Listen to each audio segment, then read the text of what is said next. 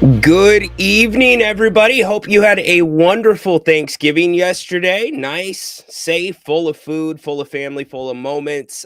So the Kings fall to 2-9 on the road. Overall, they are 5-15, losing to Utah tonight, 128-119. I'm Ryan in Sacktown, soon to be joined by Jerry Reynolds. Grant has the night off tonight. Lots to talk about with this one.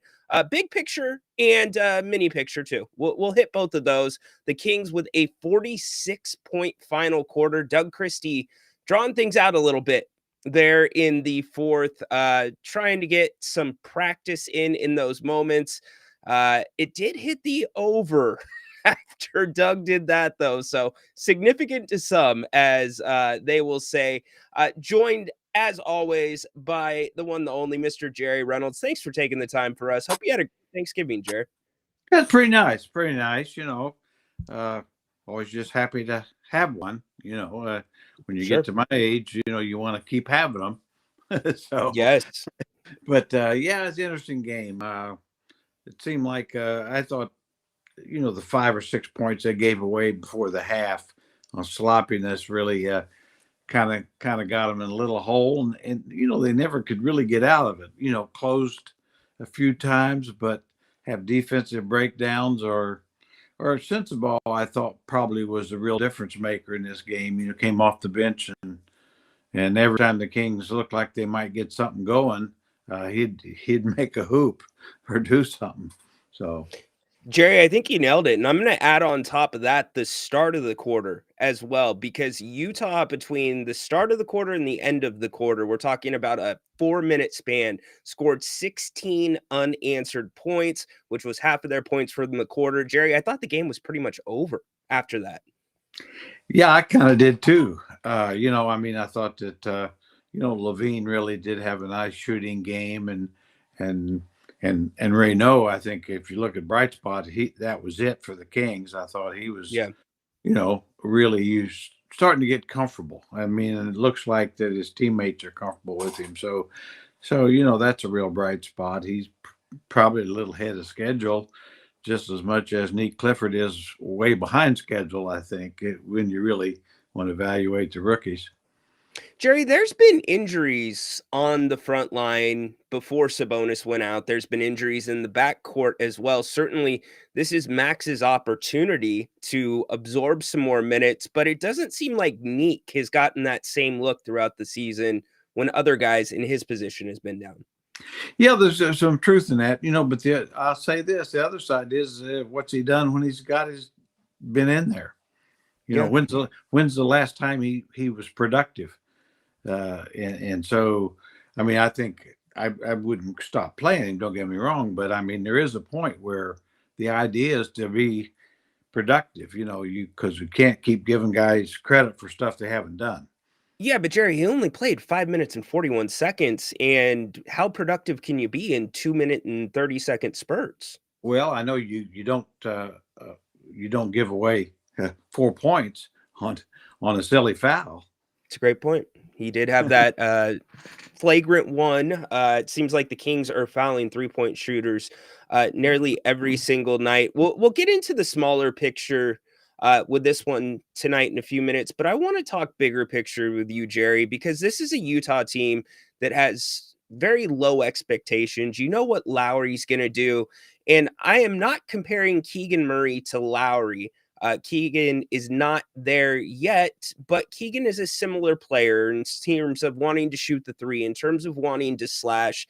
And looking at this Utah team running offense, moving, and watching the Kings just drive and try to get the paint and spray it out, it makes me think, why can't the Kings put together or run some type of offense around somebody, especially now that you have Keegan back?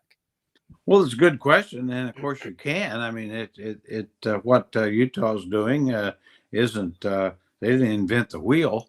Yeah. I mean, I thought too. Yeah, the difference is the spacing. The Jazz are keep well spaced and and do a pretty good job moving the basketball. They got a lot of turnovers just because they're not by nature a really good team, truthfully. Yeah. They've got a couple of good pieces, but the Kings, I thought, especially when Utah played some zone, it's like, boy, it's hard to beat the zone if you're just going to dribble. It, I mean, it just doesn't work very well. But to your point, I think, with marketing, I'll say this for Keegan, he's really a better all around player than Laurie. He'll out Wow. rebound and defend him. Laurie doesn't do either one very well, but I don't know that Keegan will ever have the offensive ability. That Yeah. his size, and his quick delivery on his shots are really pretty special, Jerry, actually. what would you rather have in today's NBA? What would I rather have? I'd rather have, of course, the more all around player. I mean, to me, I think Laurie's a terrific player, and he'd be great on a team that's got, better athletes with him. Or you put him, say, at Denver or New Orleans, those kind of teams that where he wouldn't necessarily be the go-to guy, but gosh, he'd get you 20 points on 15 shots every night, and and that sort of thing. Especially when he could be with us, where he could be the second or third guy. Yeah. I think if he's your number one guy, you're not going to win a lot. No doubt. Andre, thank you for the chat. Jerry, you're getting some love. Jerry, the greatest of all time. Tell him to come back so we can get some hype on the broadcast. Yeah. Jerry, any chance of that? Well, no. Well, there's a couple of reasons. I really don't want to.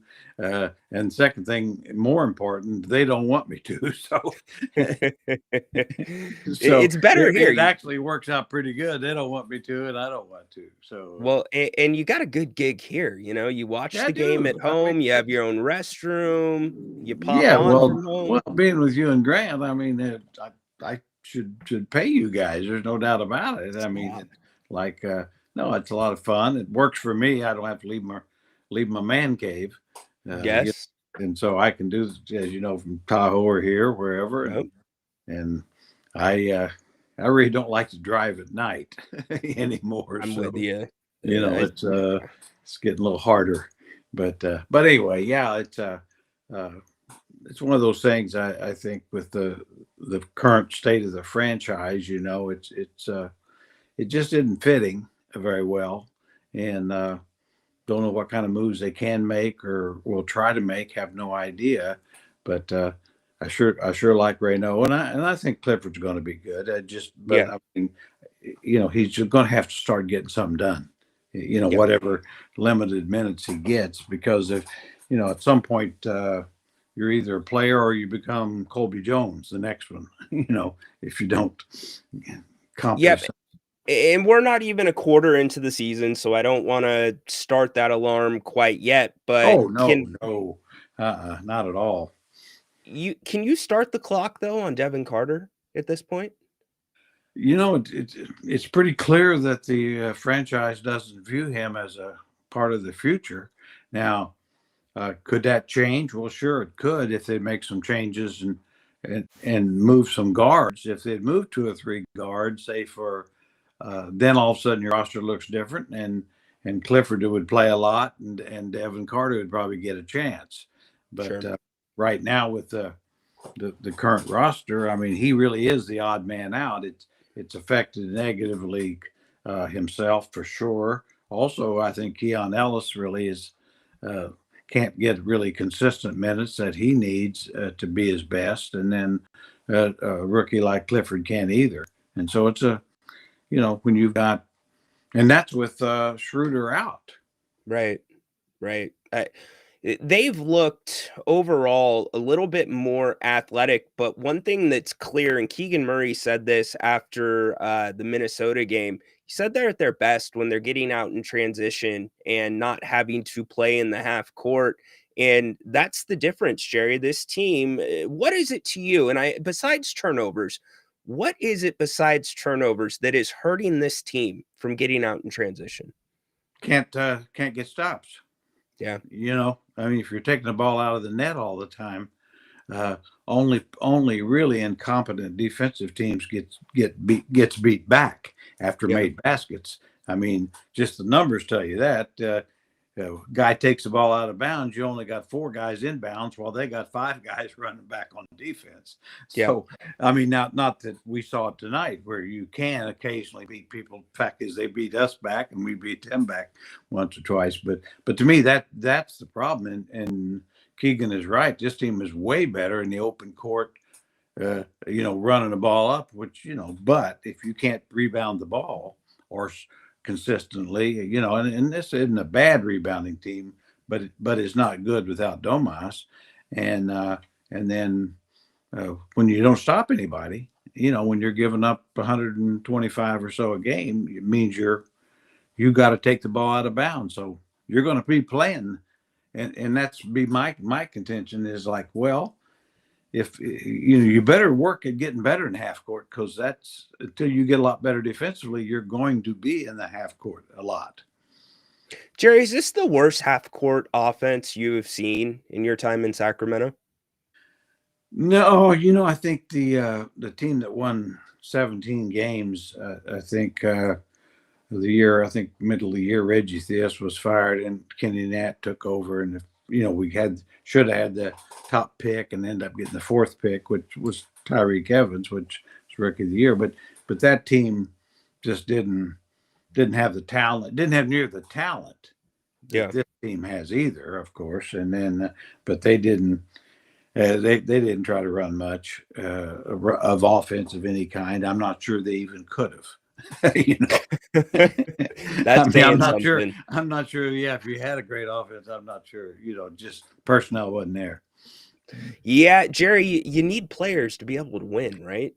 Well, when you look around the league, and that's been the study the history of the league, and I always say that's the thing about the NBA more than any other level, because you play a 48-minute game, which means a lot more possessions. So the more talented teams, the more possessions, the longer the game is to their advantage.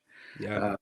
You get extra. You don't foul out on 5, you foul out on 6. So therefore, your stars are more likely to be on the floor. The 24-second clock again makes sure that there's more possessions, which benefits, the better teams. I mean, just common sense would tell you, well, if Michael Jordan in his prime is playing at a pace to where his team has 100 and some possessions, and you have 100, they're more likely to win than you are. Yep, absolutely. Gammon, thanks for the super chat, my friend. Loved the extra burn for Max. He played well, but needs to work on his foot speed in the offseason. Kings don't get enough picks when they're running 2-1-2 on offense. I agree with all that, don't you? I mean, I think he's going to get there, but I really like his. He looks. He's got some smoothness to him. He does. Yeah. The skills. The game looks fairly easy for him now. Yep. Physically, it's going to take him a little while, but yeah, I could see where he could be a real handful. Because he can play as he gets stronger. He can play inside or out. Kind of be I just think there's a real player there, a real player. And I was going to bring it up later in the show, but I'll bring it up now. Between what you've seen from him and Doug Christie starting to get some more trust in Max, he responds tonight, obviously, most points of his young career. I think we're getting closer and closer to seeing Max into the starting lineup, Jerry, simply because it's another guy that Doug and both Keegan have said feel can switch 1 through 5. Yeah, I agree. I mean, really, I wouldn't be surprised to see him inserted as a starter the next game. I mean, no disrespect to Drew Eubanks, but he is a backup, and he's been in the league as a backup. I can guarantee he probably knows he's a backup. Yeah. And to me, it's like, well, this is a great chance to get Reynolds as a starter. Go ahead and move on that. And when Domas comes back, then that's something you adjust to. But get him there. I'd just like to see him in that role because see the extra pressure he has to deal with. It's a great point. Where teams, are scouting for him as a starter, and so I think the sooner you get into that, to where he gets some experience in that role. It's not to say that it has to be that way all year, but yeah, he's proven enough, I think, to say, hey, let's give that a go, and then, if he gets in foul trouble, he gets in foul trouble. That's okay. Yeah, he had 2 quick fouls tonight in 2 minutes. I think that is the part that they're a little bit worried about, his team's focusing in. Excellent point by you. Andre, thanks again for another super chat saying that he has a pick with you at Arco Arena. There you Is go. that right? Well, I hope I was a little younger and better looking than I am currently. So, but anyway, yeah, I really enjoyed that, getting a chance to visit with fans after the games when I was doing TV, whether post game or of course with post game you really could visit with people kind Sure. of before the game and halftime and the whole thing. But yeah, that was neat. Really a highlight for me. Very, very cool. Well, if you pick up the box score tomorrow, you look at it. I don't think the final score 128-119 tells the story. The Kings 46 in the final period, but they give up 38 as well. Only hold the Jazz to 1/4 under 30 points. And if you booked your plane tickets for Vegas for the Emirates NBA Cup final, you might want to start getting a refund. The Kings are done with the Emirates Cup. We're not going to go super long tonight, holiday weekend. We're going to go as long as my voice can stay up. But if you would like to call the show, we'd love to hear from you. You can hit the link that's in the chat, or you can scan the QR code. We're going to get to Umar in a second. But first, I wanted to let you know about New Works Plumbing. Don't forget about them this holiday season. If you're hosting and something comes up and you spring a leak or something gets clogged, give them a call. They are open 24/7. Yeah, that's right, 24/7. Call it right now, 916-713-1010. They will come out, fix whatever it might be, water heaters, water line repair, gas lines, water filtration, which they have been out to my house a couple of times and trying to talk me into that. So we'll see. And sewer repair. But in all seriousness, awesome company, awesome people, and available 24/7. Again, New Works Plumbing, 916-713-1010. They've got a fix for you. As Grant says, no fix for the Kings tonight. Let's kick it to the phones. Umar, you are kicking us off tonight. Thanks for calling with Jerry. Hey, good evening, gentlemen. How are you both? Happy Thanksgiving. Thank you. Uh, Thank you. yes, a few thoughts. One was I know you just brought up Devin Carter, um, and I think I heard something similar about Keon Ellis. That I'm not sure who mentioned this in national media, but the word is that Keon is not part of the long-term plans of the Kings, and that's very unfortunate. And I mean, it's just one of those things, right? That the Kings are the G League development sector of the rest of the NBA. And you're seeing it right now with Davion. You're seeing it with De'Aaron right now, what he's doing in San Antonio. Are we going to say the same thing about Keon and maybe even Devin? Who knows? But just sad that, we haven't put in the time or we're not giving the chance for some of this talent to develop and it goes elsewhere to do good things. So that's number one. Number two is, welcome your thoughts on this, and Jerry, in particular, yourself, who knows the inner workings of these franchises better than most of us. But what will it take for finally there to be some accountability, right? 2, 3 years ago, we're pushing into the playoffs, and now everything has been broken apart at the seams, and you don't see direction, you don't see much hope at this time, and obviously accountability needs to come at the top first and foremost. But how do you deliver that? What does it take? Because management, ownership, I can't even remember the last time one of them has come to the podium to answer. You think about the Suns owner, at least he had the dignity and strength to address national media for what happened to the Suns and their bad performance. And now it seems like they're turning the corner. But our Kings ownership and management hardly to be found. And from what we can see and know and hear, they're the ones making all of these decisions. So, what is it going to take for that accountability, particularly when 2 to 3 years ago you had something good? It's now all fallen apart. And if this was any other company, any other reputable organization, business, you know that there would have been some changes at the very top happened by now.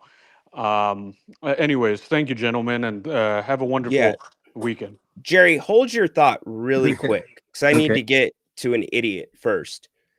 Jimbo, are you serious, my man? Like, are you not usually around here on if you don't like that? Like, you're talking about Grant Napier, who missed one broadcast in 32 years with the Sacramento Kings, a guy that doesn't miss work. Like, seriously, Jimbo? That is the most tone deaf, idiotic comment I have ever seen. The guy's off tonight, and you're going to hammer us and hammer him like we have no culture. Get out of here, Jimbo. Seriously. We love everybody that comes here, but if that's what you're here for, we don't need your eyes on this show. Get out of here, man. That's terrible. Jerry? Yeah. Stop. Glad you got that out of your system. And yeah, it's kind of ridiculous. I know how many times Grant showed up to work when he was sick Idiot. and feeling poorly. And anyway, yeah, there's a great question. You know, the quite honestly, you have to, it does start, everything starts at the top. And, you know, at some point, yeah, ownership has to basically take accountability. You know, 2 years or when the Beam team, you know, a few years ago, and this is what's frustrated me the most as a fan, just like you are, is that, you know, we had the Beam team was, you know, young and exciting and fun. Coach was coach of the year. Monty McNair was executive of the year, and a couple of years later, where are we? Different coaches, different GMs. We got, instead of an exciting young team, we've got an unexciting old team for the most part. How did that happen? Well, somebody made those decisions. I can't tell you who. I know they can't be made without approval from the very top, and that goes with pretty much every franchise. But I always, and I've said this 100 times, you know, I always remember my good friend Jack McCloskey, who was general manager of the Bad Boy Pistons. We were talking, and he just told me, he said, you know, some of the problems that we were going through. He said, you'll never have a good team until you have a good team off the floor. You know, you'll never have a good team on the floor till you have a good team off the floor. Yeah. And I really feel that was right. You know, in other words, everybody has to be working for the same purpose, and everybody, and at all levels, put their egos aside. Now, to your question, how do you change it? Well, I don't have an answer to that. You can change coaches. You can change coaches 5 times a year, and you can change GMs 5 times a year. But you know, owners don't fire themselves, no more than owners of companies fire themselves. Yeah. No, I mean, absolutely. so I mean, it really has to be maybe a little change of direction to where, in fact, basketball the basketball front office people are allowed to operate without any interference or any direction for the most part, with the exception of big money contracts. Any owner is going to be involved in that, as they should. Yeah. I can only tell you from experience, the only time in all my years with the Kings, the only time that we had that situation was the early years, quite honestly, of the Maloofs, because they Really? allowed, well, the Really? team was, they didn't interfere with Jeff Petrie. Now they did later at the end when they were running out of money and wanting to sell the team. But Yeah. no, of course, when they took ownership, the team was already good. They had bought the team the year before, but Jim Thomas actually put most of the things in place, and the team, you know, had that fun run against Utah in the first round playoffs. Anyway, but yeah, they were quite honestly, they were very good. You know, they had the money and they spent it, and they let Jeff make decisions, and stayed out of Rick Adelman's way for a few years until they didn't. You know, it's one of those deals. Then as soon as things just cratered a little bit, then they quite honestly felt like they had to coach and GM a little bit, and then of course things went sideways pretty quick. But Yeah. I've always said they deserve a lot of the blame for the way things came down, but they also deserve a lot of credit for, you know, basically all the good years. Yeah. And Go ahead. go ahead. That's really it. I know I didn't answer the question very well because I can't, because I don't know. I'm not there day to day anymore, so I don't know. You know, you don't know what's going on behind the scenes unless you're behind the scenes. Yeah, you know, Jerry, sorry, you probably would have answered it the way you wanted to had I not cut you off to get some business out of the way. 'Cause there's a standard here, and that dude did not meet the standard No, with I that have comment. And no I'm going to problem with defend my that. boys, by the way. I But no, I think this fan base, let me take myself out of the chair of being around the team and talking about the team for a living. And as a fan, you come off the beam team year, right? And it's like, okay, I think we've got something. We made the playoffs, right? And then the next year you win 46, which is not bad. You experience injuries. And that is exactly when the owner stepped in. And it wasn't then, but I can say this because I know it as fact. When De'Aaron Fox got traded, that is when Vivek Ranadive stepped back into meddling. It's been reported by Sam Amick, and I'm not saying he wasn't meddling, but Vivek was making the decisions. De'Aaron Fox, the decision to trade him the way he was traded and what you got in return was Vivek and the people around him. Everything since then, for the most part, with the exception of Valanciunas, which was a trade that was pretty much in place already, the framework of it, the Kings just needed to secure one more thing. Everything besides that has been Vivek until Scott Perry came in and did the draft. And that's why you saw Monty McNair have to go up there and take the bullets. That's why you saw Monty McNair's assistant, Wes Wilcox, leave before the season's over. That's why Monty was gone the night that the season ended in the play-in. And this fan base saw that, okay, losing Fox stinks because he's one of those guys. He's he's an all-time king, right? But there's an avenue here. There's a road here where this team can get better, Jerry, if it's done the right way. And it wasn't. I mean, it wasn't even close to done the right way. You forced Fox onto the Spurs. You didn't even get a legitimate first round pick for Fox or a player. You got 2 twos. And so I guess what I'm saying is where the fans' frustration is at now, I get it because they don't see this changing with the start of this season. You saw a fan, I'm not sure if you saw, Jer, but a fan who was a season ticket holder was very frustrated with Zach LaVine. saw Yelled that. at him to play some defense, and Zach clapped back. This town, this city wants to see the best players play. And quite frankly, right now, I think there's a lot of this fan base that is ready. And I know it's a small segment size because we're only at about 20 games. They're ready for the young guys to play or a bigger combination or different combinations of the young guys. And until they start seeing that change, where's the hope, right? Right. Well, I mean, I think what they do have as a fan, I think we have the right to basically tell us what you want to do. You know, in other words, because my feeling was we were told that at the start of the year that somehow this was going to be a better team. Now, I felt that. I said, no, it's not better. You lost Valanciunas and LaRavia. You got a couple good rookies, but your talent base isn't necessarily better. And then you have Schroeder and Westbrook, 2 older guys. It's like, well, and you're still little, and you're still very small.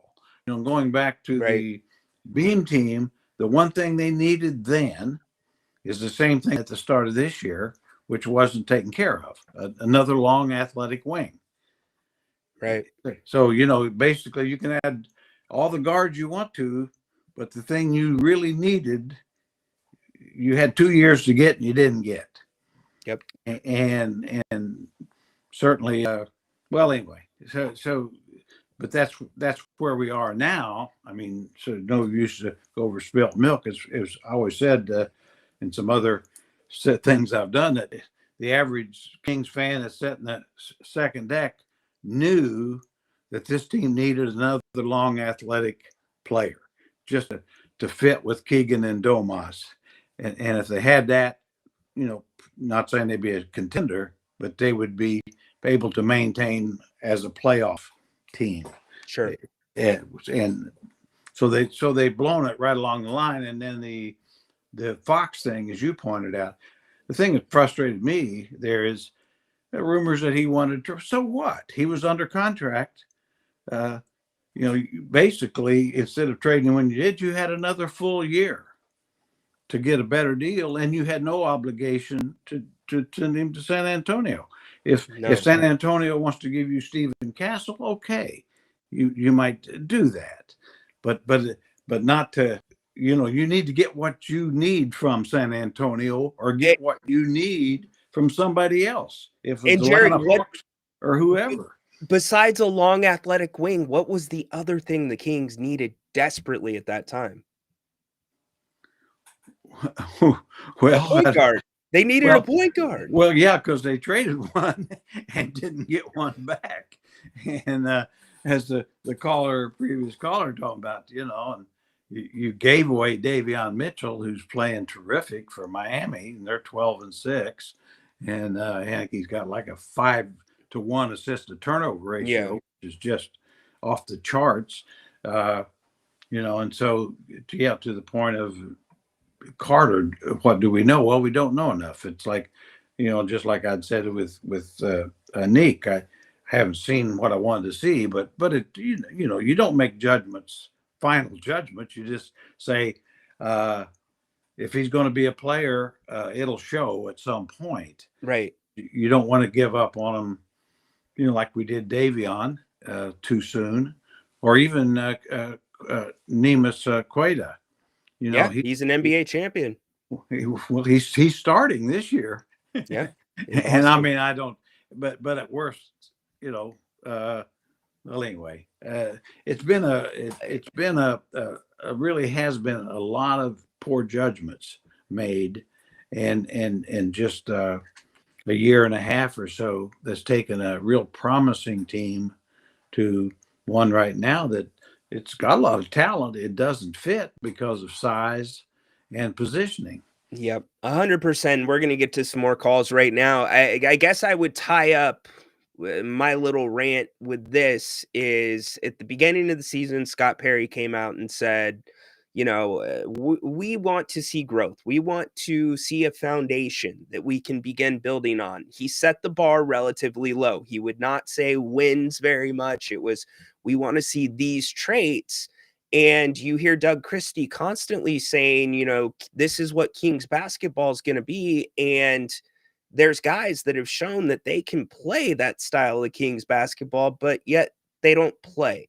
And so for the fan base, they see that. And I understand the frustration. It makes you think, did the Kings get maybe tipped off that Keon's not going to want to be here after this season before? You know what I mean? It just, you start going there because you've already gone beyond what is logical and what's not, and you can't make sense of it. Well, even the Keon thing, and I'm to me, it's a little bit like the Davion thing. The more he plays, the better he'll play. Yes, just on spot him a few minutes here and there, you're not going to really see his value. But the mistake, in my opinion, there was you needed to extend him when you had the chance, because even if you want to trade him, he'll have a lot more value than a guy that's going to be a free agent. Yeah, and so now, been in the league as long as I have, I know that basically agents talk to teams without permission anyway, but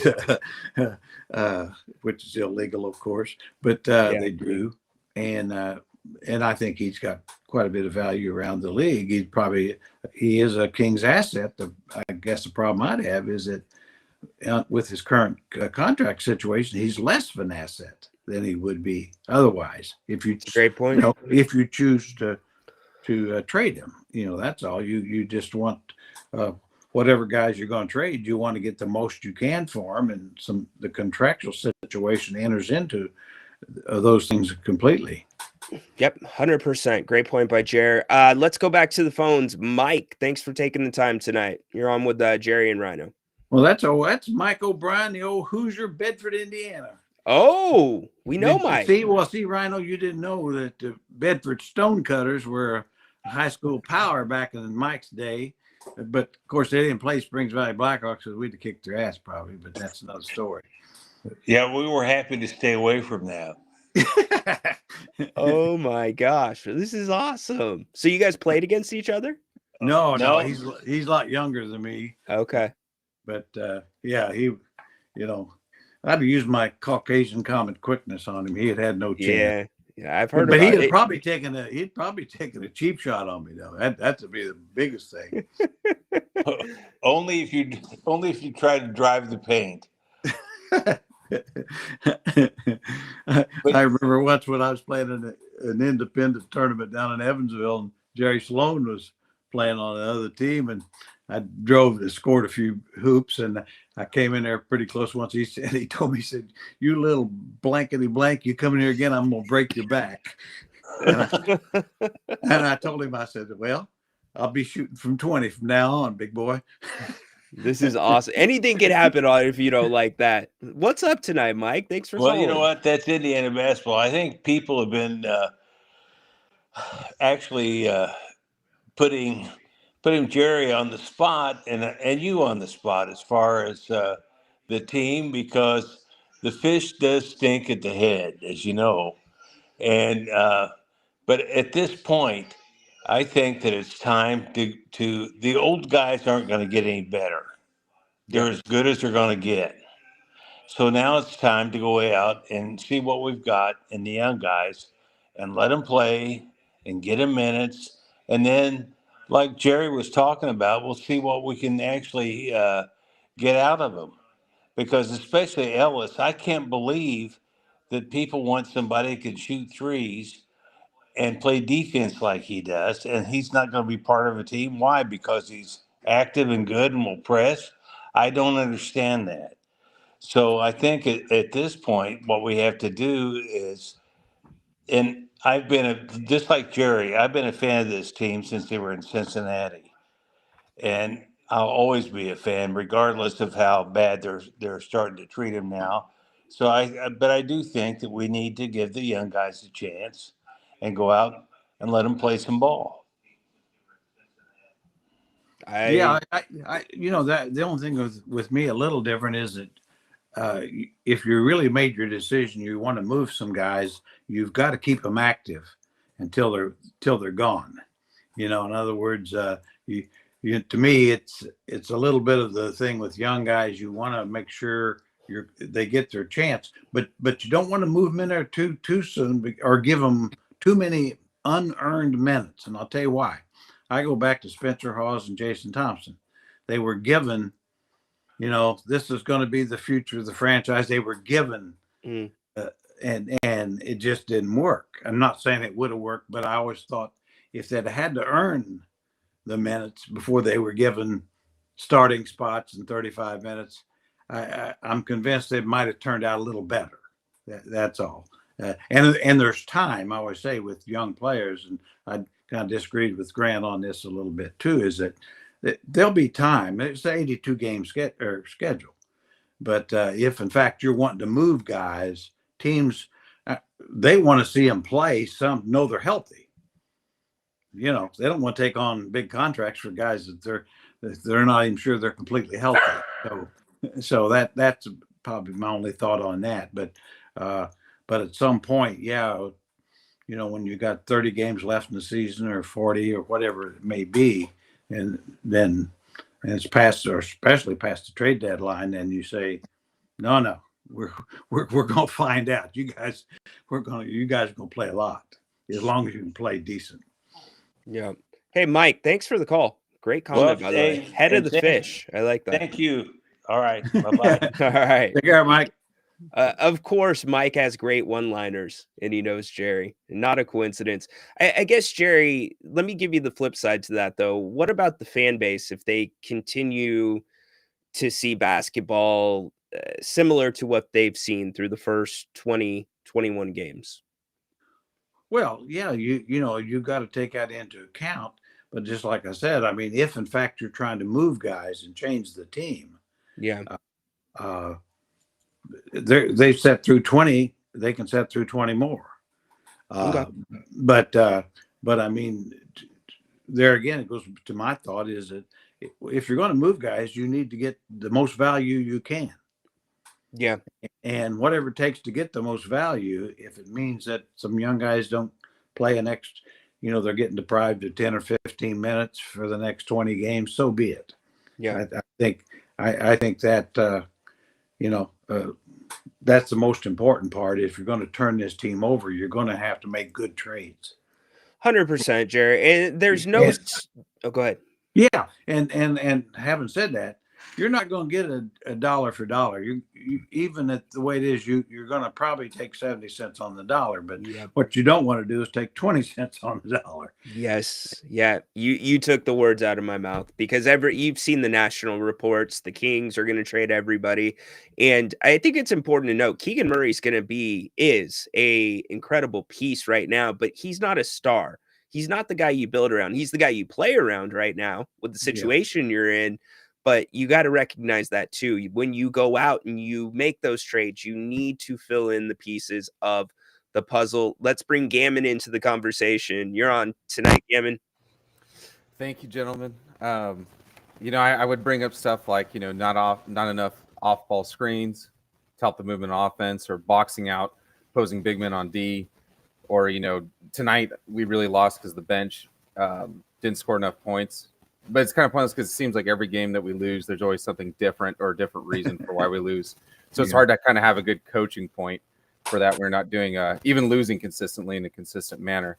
But I did have a couple questions for you guys. One of them, because I don't really know the answer to this, but it seemed like one of the big reasons why we were able to stave off Seattle, getting our team or our team being moved back in the day, was because of our high attendance. I feel like in my mind was a contributing factor. May not have been the number one de facto, but that was something that was brought up. So I just feel like if we boycott, and then they do sell the team or move the team, I'm just worried about that having influence of the team being moved, because that's my biggest worry. So really quick, there's no way they can move the team. They've got the lease and everything. Grant has expanded on that numerous times. Second off, I'll defer to Jerry, but we've kind of made it clear we're not here to be the rallying point of a sell movement. I mean, we will give our opinions on the team. Grant was very open. He thought it was time for Vivek to sell, but we're not going to be where that rally starts, Jerry. Got it. No. I mean, you can't force somebody to do it. Now, it could be that with the value of the franchises went up dramatically. So if we've seen the Lakers sell and the Celtics sell, for tremendous profits, and so that might be ownership's own decision. I know I've probably disagreed with some fans on the other podcast I do at the King's Herald, and we're talking about if nobody shows up to the games, it would really become an unprofitable thing. Well, it would hurt, but the truth is, this league is driven by TV money. The TV money is bigger than what you make at the gate, and so unless just nobody came, but so I mean, I think that's that's an errand that isn't going to work, and there's an awful lot of fans I know around, and I'm one that likes NBA basketball, so they would go to, if nothing else, see the other team. Right. And so I don't have an answer for you other than you hope maybe while this team is maybe getting redone, that everybody finally gets on the same page, and basically put their egos aside, just like you ask players to do. Is when you're coaching, is everybody sacrifice some of your ego, and that's clearly what needs to happen from ownership to the front office to the coaching staff as well. Swallow a little bit of your damn pride. It's not all about you. It's the team, and you're part of it. But I don't think we've had truly. I'm convinced we haven't had a good team off the floor since the early years of the Maloofs. Absolutely. Yeah, I wish there was something we could do to get rid of Matina and Vivek, but I understand this is not the platform for that, so I apologize. Well, no, Gammon, we love your opinion. We're just saying we're not the rallying point. We're not going to come and do a show about how to get Vivek out of ownership. That's all I was trying to express. Yes, sir. Yes, sir. And then last question, because I really do feel like we can have a defensive-minded coach first with Doug Christie.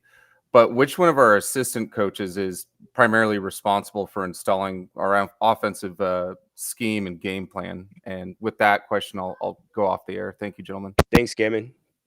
Jerry, you want to go, and then I'll chip in? Yeah, they've got with so many on the staff. I think Coach Miller is supposedly responsible a lot for the offense. I know, of course, Mike Woodson's been a head coach in the NBA with a couple of franchises.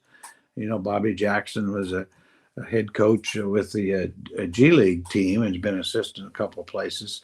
But at the end of it, that's why you have the term head coach. Mm-hmm. It's not like football where, and it shouldn't be, the offensive coordinator, defensive coordinator. You don't have 22 guys in special teams and all that deal with. So in my mind, that's the number one job for the head coach, is to figure out how to utilize his players offensively and defensively to the best of their ability. Put them in spots where they can succeed, find an offense they can be good at. I always said that generally the way it's done, just being around great coaches and over the years and learning, is that, once you identify your 2 or 3 most valuable best players, they build an offense around them, and defensively find your best defenders. If they're also, going to be on the floor, try to find a defense that fits them. Yeah. Don't worry about trying to find an offense that fits the 8th man. It's up to him to fit in. I think when you look at the real winning teams, whether it's Denver or say Oklahoma City, it's pretty clear what they do. Their offense is built around Jokic, and you get some very talented guys, but that offense fits Jokic, and it fits Shai Gilgeous-Alexander. Very different offenses, but that's who it fits. Spot on. I've always said that going back to the years of the great Michael Jordan, they had a triple post offense that got a lot of attention and all that. And I always said, yeah, it sounds good. It looks good. It's great spacing. Everybody knows where everybody is. But the key part of it was Michael knew where everybody was. So in the last 6 minutes, they wouldn't be in his way. Yeah, that's the and key, that was right? It. He knew where they were, and they knew where he was. And so they only... they had good spacing, so Michael knew he could score every time unless they doubled him, and when they did, he knew where the open shooters were. Yep, 100%. Rabini, simple game. Rabbini's, we're going to come to you in 1 second. I would tell you, I would just add on a more micro level. Coach Christie passes each game along in a rotation to the assistants in terms of the scout, and that is typically how it works with this staff. I think it's important to note as well, and Jerry, I think you would agree with me, this was already a very high level situation to figure out. Like, you could put I've thrown out almost every coach, great coach, living and dead. You could put them in this situation, and it still would have been very, very difficult to navigate. Oh, absolutely. If Doug would ask my opinion on it, I have no, you got too many guards, and you're too small, and you're too old. It's tough. Pat Riley or Phil Jackson, if they came in here 10 years ago with the same roster, they would have a losing team. It might look a little better, or Greg Popovich. I've always said, you know, Pat Riley is one of the greatest coaches of all time, no doubt, and so was Greg Popovich, and they both had 3 or 4 years of 20 wins or less. Yep. When they didn't have players, they didn't win.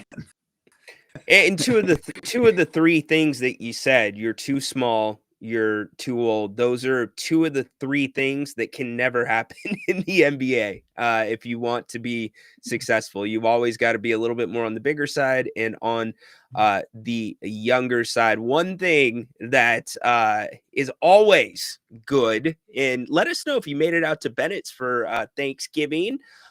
Go check out our friends out at Bennett's Restaurants here in the greater Sacramento area, Rockland, Roseville, Howe, and Fair Oaks. Jerry, we've been there how many times? Well, quite a few, and it's great. It's absolutely great. There's no doubt about that. It is great. It is our spot, and for many of you, it is your spot as well. They have so many great specials going throughout the year, especially around the holidays. So make sure you go to bennettsrestaurants.com this weekend. Not too late to make it out for brunch. You got brunch starting tomorrow and Sunday at all three locations. Also prime rib at night, happy hour every single day of the week. You will not go wrong. Bennett's prime cuts of seafood and steak, Howe and Fair Oaks, Roseville, Rockland. Go to bennettsrestaurants.com. Thanks to Brian and the team for partially sponsoring tonight's post-game show. All right, Rabanese, let's wrap it up with you tonight. Rab, how you doing tonight? Man, I'm a Chiefs fan just like you, Jerry, so you know. Well, 6-6, baby. We've been spoiled. We've been spoiled. So man, suck it up.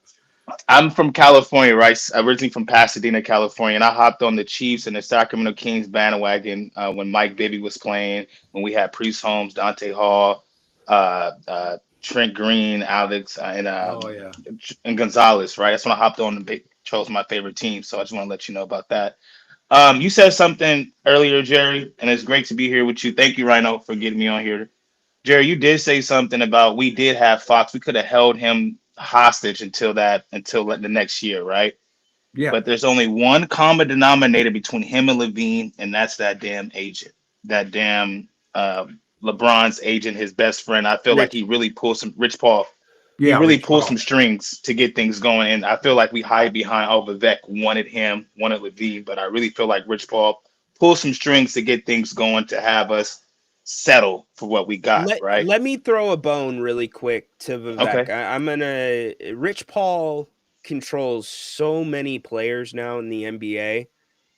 That gets taken into consideration with how these agents deal with him now, because he is kind of Jerry, help me out. What was Michael Jordan's agent? David Falk. David Falk. Yeah, it was on the tip of my tongue. He's reaching those sorts of levels. Same thing with baseball agent. I forget his name off the top of my head, but go ahead. Even the agent for these NCAA coaches, right? That one guy who coached, he has all the SEC head coaches underneath him, you know. So it's the same type of thing. It's like a monopoly in a sense. Yeah. What you are right though, Jerry, when you say that we could have held on to Fox and we got to put a good product on the floor, so we can't start these young guys. And even having Mike Woodson as an assistant coordinator, it feels like he could be the next man up once we do let go of Doug Christie, which we shall by the end of the year, I think. I just wanted to ask you and Ryno, how do we keep the fans watching, right? If you said that it's all about the TV money, how do you keep us entertained? Right, we're not even a quarter of a season there, right? How do you keep us entertained? People say the season starts in January, right? After football is done and everything like that. How do they keep us entertained? How do you think they do that, Ryno? Jer, I'll let you go first. Well, I don't. That's the question, of course. I don't know that they're going to be entertained until you make major changes, and I think that's a process. But you don't want to basically do anything that's going to affect what you might get for your if you decide to trade guys. So don't rush into anything and think you've got to change, make the product even worse. They always, people a lot of times will say, well, it can't get worse. Well, yeah, yes, it can. It can. I've seen Yeah. it. but yeah, the thing I'd expect on the TV money's already there. Hmm. You know, that those contracts are there. You get the money whether, you know, as long as the games are played. You've got your money. It's already in the bank, so to speak. Just like whatever season ticket money has been sold this year, you've already got it. Now next year's the problem, at least as far as season ticket Season. or yeah, ticket money and sponsorships and things of that nature. So I don't know if that answers your question. The other one was oh gosh, I'm trying to think. You made a good point, and I wanted to address it. Now I can't even remember it. I guess it's uh, No worries, Jerry. No worries. I got so much. Something about Rich Paul and the De'Aaron oh yeah, Fox Rich trade. Paul. You Yes, know, there we I go. know Rich, and you know he's Clutch Sports and everything, and a good one of my best friends was the lawyer that really ran it, did all the contracts. Mark Termini, who lives in Cleveland, and so, but the point I'm going to make is, if Fox was under contract, it doesn't make a damn difference if it's Rich Paul or David Falk or Joe Fiducial, Keep his ass because here. he is your you determine that. Exactly. And Exactly. so you know, and I understand agents. Yeah, you just say, well, thanks, we appreciate your opinion, Rich. We'll consider trading Fox if it's to our advantage and when it's to our advantage. And some fans always said, and you know, Ryno talked about this. They'll say, well, if you don't trade him to San Antonio, then he'll be unhappy and he won't play. I said, no, that's the last thing he do. Send him off for surgery. Well, Yes. I mean, he's a guy. He's first of all a great kid who's an excellent player, but he has every reason to play better. He wants another contract. Yeah. And, You know, and one last thing before I go. One last thing, because you guys said that any coach will come here and it wouldn't work. I would like to not disagree, but just push back a little bit. okay. Pat Riley will have your ass on the bench, right? I feel like, or he wouldn't even come here because Vivek has too much control. Well, Like Greg, okay. it would be either one, right? Because You answered your question. Yeah, you nailed it. You freaking nailed it. Rab, all thank right, you. appreciate Have a you great guys. See you holiday guys next weekend. time, man. Absolutely. Oh man, love when he calls. Jerry, thanks so much for spending the evening with me. Kings play again, and all of us. Kings play again on Sunday against Memphis. You got to think they're going to be fired up for that one. And Jerry, I would be remiss if I did not, because it was a super chat. There is a question wondering what your Thanksgiving plate looked like. What is your favorite Thanksgiving plate? I can tell you, and I'm at the age where for Thanksgiving, I eat what I want to eat. I don't like turkey. I don't give a crap. Oh, I had a nice fillet with baked potato and green beans and a piece of small piece of cherry pie. That's it. I did not have that on the bingo card. I would have gone biscuits, or not biscuits and gravy, chicken and dumplings. Well, now that's, I mean, that would be right there. Don't get me wrong. But for Thanksgiving, I do, you know, I try to upgrade a little bit. But that sounds really good. well, I mean, really you know, good. I mean, but you know, like a lot of us, when you know, you feel like you're supposed to eat certain things, and which I did for years. It was like, yeah, well, turkey and dressing, all that. It's okay, but Yeah. I just didn't like it as much. And now, hell, I'm 81. I'll eat what the hell I want to eat. Damn right. Damn right you will. You know, I love that. yeah. Well, hey, have a great rest of the weekend. I will see you on Sunday. Grant will be back on Sunday. Thanks for spending some time with us tonight during this I've enjoyed Kings it. And loss we'll in Utah. We'll let Grant solve all the problems next time.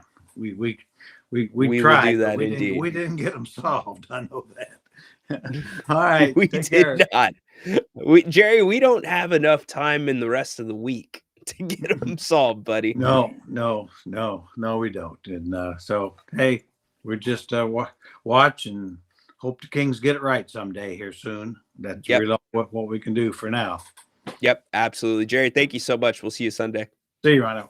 All right. Get Jerry on his way just to kind of wrap up the night. Actually, we have one more call, and then we will wrap things up. I'll give you a few closing thoughts from the game and get you out of here. But first, Tony, what's going on tonight, Tone? How you doing? Can you hear me? Yeah, I got you. Yeah, I would like to know at what point he took DeMar and Russ out. They was behind 6 points, and then I realized he put them back in when they was 18 points behind, and he have done this consistently this year. Like he take guys out if they playing good, if like what like. Tone, I'm losing you. We lost Tony.